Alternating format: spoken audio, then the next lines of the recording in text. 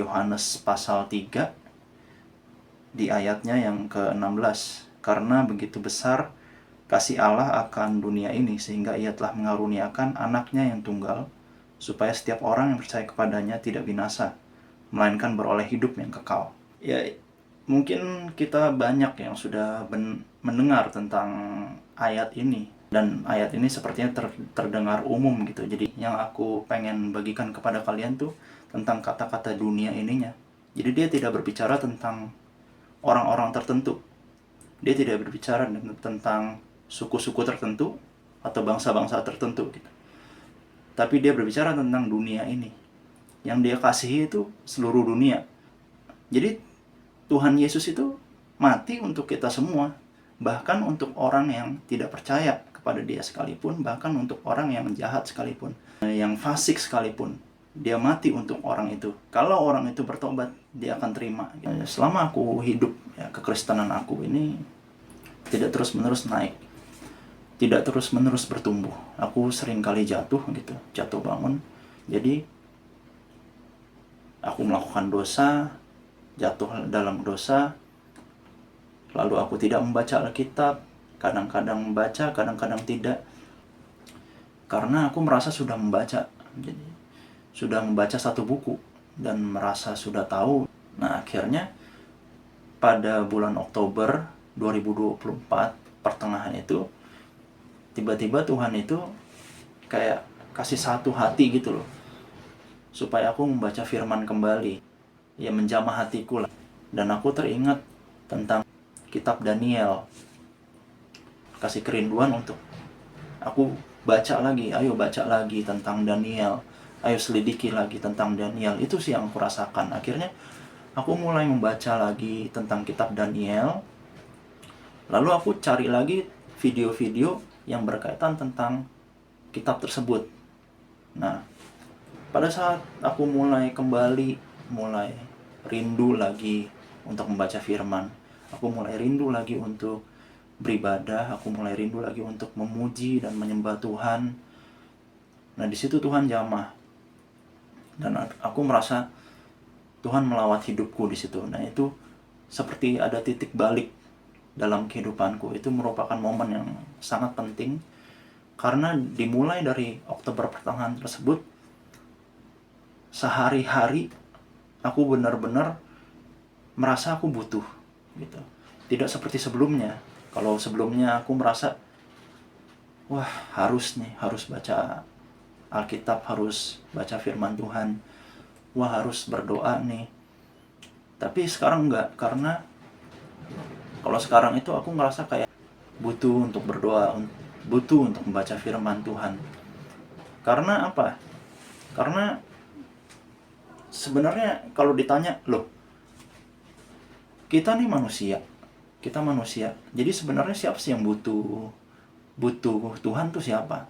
Tuhan butuh kita apa kita butuh Tuhan gitu?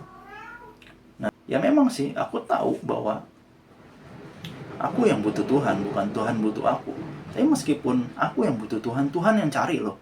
Seperti yang diceritakan pada perumpamaan tentang gembala dan domba. Ketika ada gembala yang baik, yang menggembalakan domba-dombanya, lalu ada satu domba yang hilang, gembala yang baik itu mencari domba yang hilang yang satu itu. Nah, itu yang Tuhan lakukan gitu. Jadi meskipun manusia yang membutuhkan Tuhan, tapi Tuhan yang cari. Seperti yang aku alamin di pertengahan Oktober 2024. Itu yang aku alamin. Itu yang menjadi titik balik. Setelah bulan Oktober itu, atau di masa yang sama di bulan itu juga, memang aku merenungkan gitu. Hidup ini cuman sementara, saudara-saudaraku. Itu yang aku mau bagikan kepada kalian. Aku mulai merenungkan tentang hal itu. Loh, hidup ini sementara loh, dibandingkan dengan keabadian. Hidup kekekalan atau hidup keabadian itu kita nggak berbicara tentang 10 tahun, kita nggak berbicara tentang 100 tahun, kita bahkan tidak berbicara tentang 1000 tahun. Karena keabadian itu akan terus ada. Kita terlalu fokus kepada hidup yang sementara ini dan pengen meraih sesuatu yang sangat duniawi yang kita tidak pikirkan. Kadang lo nanti pas di kehidupan selanjutnya kita mau kemana, kayak gitu. Jadi kalau kita cuma mikirin hidup ini doang, saudara-saudara, akhirnya kita lebih cenderung memuaskan keinginan duniawi kita, kayak gitu. Inilah yang aku ingin bagikan kepada kalian. Yang kita perlu fokus adalah hidup setelahnya. Hidup setelahnya ini kita akan kemana? Kita akan menghadapi keabadian, kita akan menghadapi kekekalan. Tapi pertanyaannya, kita akan masuk ke dalam kekekalan maut atau kita akan masuk kepada kekekalan hidup? Jadi mari kita fokus kepada apa yang kekal, bukan fokus memenuhi keinginan-keinginan duniawi kita. Itu sih pesan aku di hari ini, saudara-saudara. Terima kasih ya buat yang sudah nonton. Dan sebentar kalau saudara-saudara berkenan ya, aku ingin menyanyikan satu lagu gitu. Mari kita memuji dan menyembah Tuhan bersama.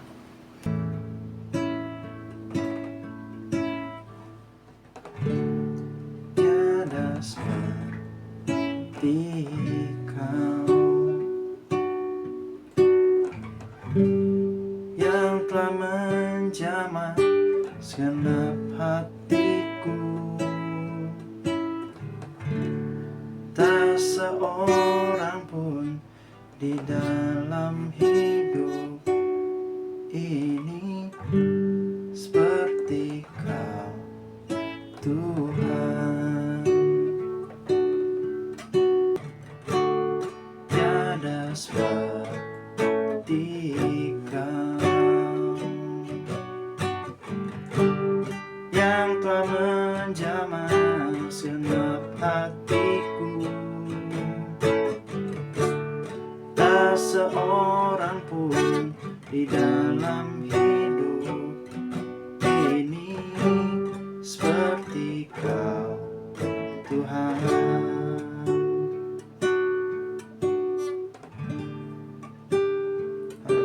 Haleluya, haleluya.